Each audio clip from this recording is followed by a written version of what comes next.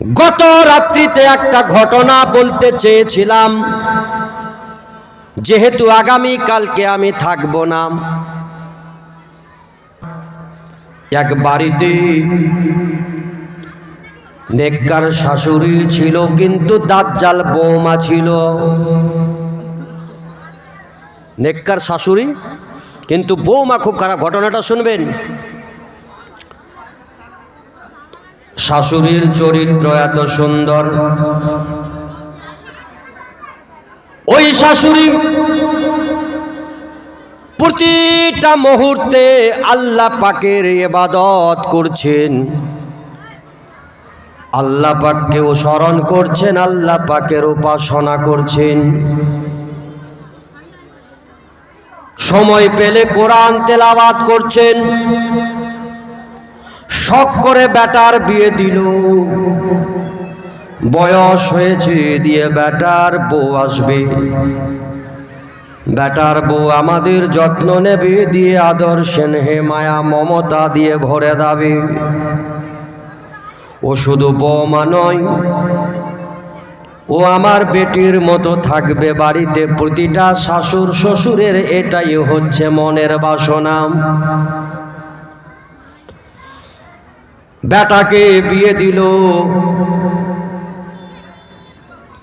যখন বৌমা ঘরে আসলো কিছুদিন ভালো চলল, দিয়ে তারপরে বৌমা না ছিল বোমা। বুঝতে পারছেন? ব্লাস্ট হলো। ওই মহিলা শাশুড়িকে জ্বালাতন করতে লাগলো। নামাজ পড়লে যাই নামাজটা ছুঁড়ে ফেলে দিত। নামাজ যখন পড়তে যেতেন, ওই বয়স্ক মহিলা বৌমা টিভি দেখতো, টিভির সাউন্ড কিন্তু বাড়িয়ে দিত, যাতে করে কোরআন তেলাওয়াতের, নামাজের সূরা তেলাওয়াতের শব্দ তার কানে না পৌঁছায়। এইভাবে খাবার থালা পর্যন্ত কেড়ে নিয়েছে। ওই অসহায় বৃদ্ধা মহিলা শাশুড়ি আপনার বৌমার জ্বালা সহ্য করতে পারছিল না। তারপরেও সংসারে যেন অশান্তি না আসে, মহিলা আপনার কিনা সহ্য করছেন দিনের পর দিন। একদিনকার ঘটনা, নামাজের সময় হয়ে এসেছে, বয়স্ক মহিলা ঠিক আপনার কিনা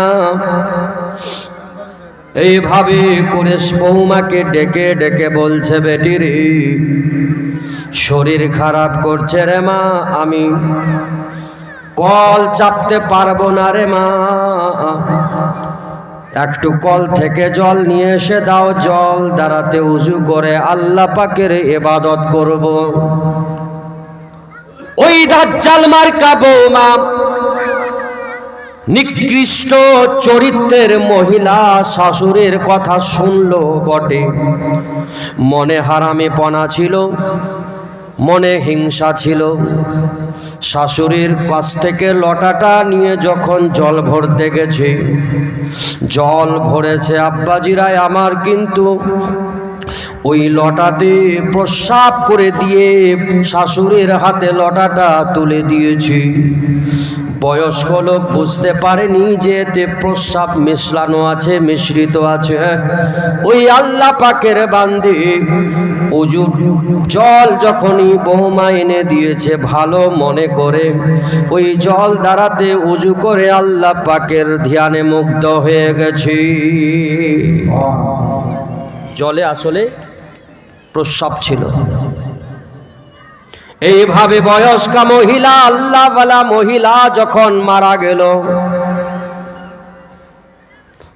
গ্রামের সমস্ত মহিলারা ভিড় জমিয়েছে, লাশটাকে গোসল দিতে হবে, চলো গোসল দিতে নিয়ে যাবে। লাশকে যখন তুলছে, ওই বৃদ্ধা মহিলার লাশকে কেউ তুলতে পারে না, এতটা ওজন, এত ভার ছিল। 4 জন 5 জন 10 জন ধরেছে, কিন্তু একটুকুন সেখান থেকে সরাতে পারে না, হিলাতে পারে না। আশ্চর্য হল, অত্র এলাকার সমস্ত মুফতিয়ানে কেরাম আল্লাহ ওয়ালাদেরকে, আলিমে দিনদেরকে ডাকা হলো, তাদের কাছে পরামর্শ নিল। বলে বাড়িতে কেমন ছিলেন,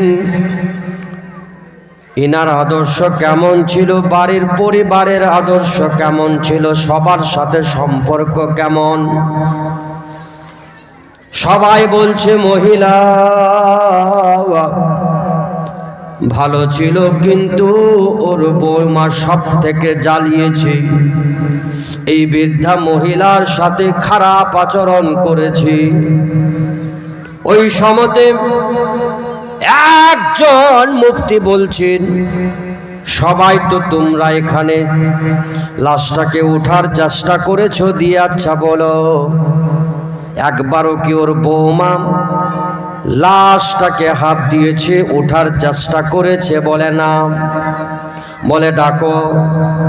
ডাকা হলো, বৌমা আসলো, দিয়ে যখনই গায়ে হাত দিয়েছে, ওই বৃদ্ধা মহিলা লাশখানা হালকা হয়ে উপরে উঠতে শুরু করেছে। উপরে উঠছে।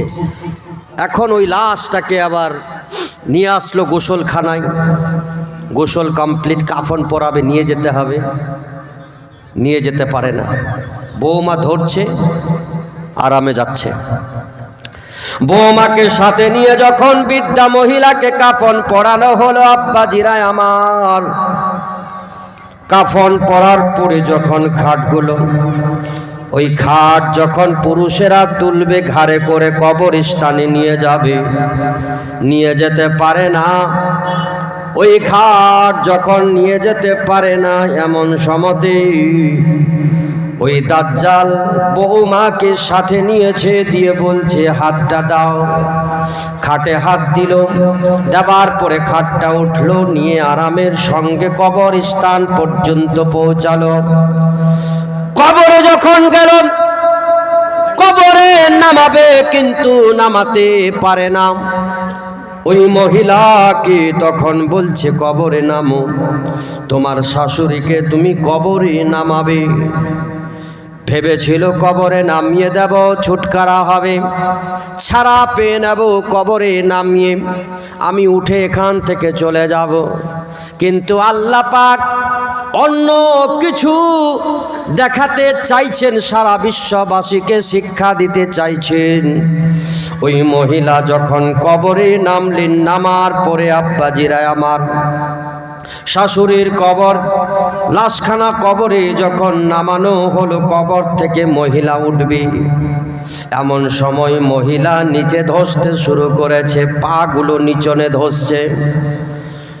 বাপ বলে চিৎকার দিয়ে ওই মহিলা বৌমা চিৎকার দিয়ে বলছে, বলে ও মানুষেরা, দয়া করে বলছি আমাকে বাঁচাও, আমি উঠতে পারছি না, আমার পাগুলো নিচে জমিনের নিচে ধসে যাচ্ছে, জমিনে ঢুকছে।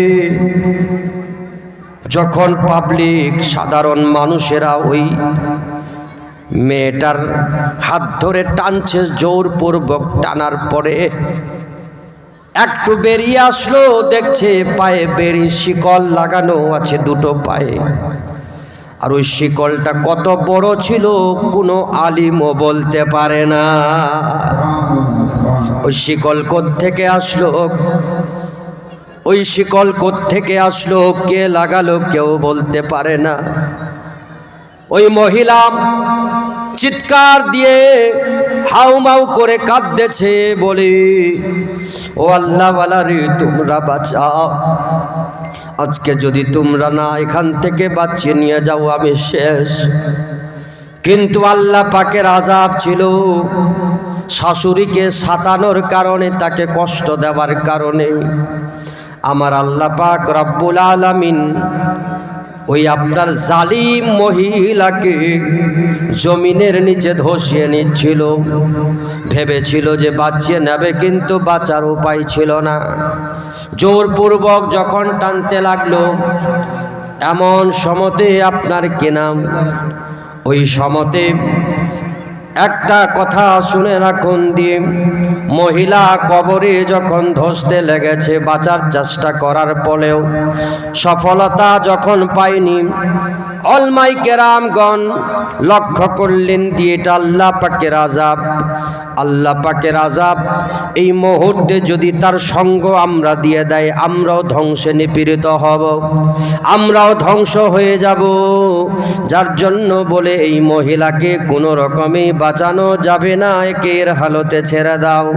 বেরাদার, ধসতে ধসতে ধসতে ধসতে ওই যে বৌমা যে আপনার কিনা শাশুড়ির সঙ্গে বেয়াদবি করেছে সারা জীবন, আল্লাহ পাক শাস্তি এমন দিয়েছে, দিয়ে শাশুড়ির কবরে তাকে জিন্দায় গেড়ে দেওয়া হয়েছে। আজ আপনি ভাবছেন আমার শক্তি, আপনি ভাবছেন আমার ক্ষমতা, আমার জওয়ানি আছে। ও মা বোনেরা, আপনার জওয়ানি আছে, আপনার গায়ে শক্তি আছে, বল আছে, সৌন্দর্য আল্লাহ দিয়েছে। আলহামদুলিল্লাহ, লাখ লাখ আল্লাহ পাকের শুকরিয়া। কিন্তু শুনুন, আপনার সৌন্দর্য বেশি দিন থাকবে না রে মা, আপনার গায়ে বল শক্তি বেশি দিন থাকবে না, আপনিও একদিন বৃদ্ধা হয়ে যাবেন। ইয়া রাসূলুল্লাহ, আপনিও বৃদ্ধা হয়ে যাবেন, আপনিও একদিন বয়স্ক হয়ে যাবেন, আপনিও এইভাবে মারা যাবেন, আপনিও একদিন দুনিয়া ছেড়ে চলে যাবেন। যেদিন আপনি বয়স্ক হবেন, আপনারও কোলে বেটা আছে, আল্লাহ পাক বেটা দিয়েছেন, বেটা বিয়ে করবে, বৌমা বাড়িতে আসবে, সেদিন আপনার সাথে কি অবস্থা হবে বলুন? আজকে আপনি আপনার শাশুড়িকে নিয়ে চলতে চান না, আপনার শাশুড়িকে এক মুঠো ভাত খাওয়াতে চান না, আপনার শাশুড়ি বকলে আপনার বিরক্ত বোধ হয়। কিন্তু যেদিন আপনিও শাশুড়ি হবেন, আপনিও বয়স্ক হয়ে যাবেন, সেদিন আপনার বৌমা যদি আপনার মতো একই আচরণ আপনার সাথে করে, তাহলে বলুন আপনার মনে সেদিন কি ধরবে? আপনি কি সহ্য করতে পারবেন? যার জন্য শুনে রাখুন, যেমন কর্ম তেমন ফল। আল্লাহকে ভয় করুন। আল্লাহ পাক রব্বুল আলামিন যে শিক্ষা দিয়েছেন, সেই শিক্ষা অনুপাতে আপনি জীবনটাকে পরিচালিত করুন। আল্লাহ পাক রব্বুল আলামিনের বান্দি হিসাবে আপনি আল্লাহকে রাজি করার চেষ্টা করুন, স্বামীর সেবা করুন, স্বামীকে কষ্ট দেবেন না। অধিকাংশ সংসার মা বাবার কারণে বর্তমানে ভাঙছে, অধিকাংশ আপনার কিনা এইভাবে দম্পতির মধ্যে ভাঙন ধরছে মা বাবার কারণে।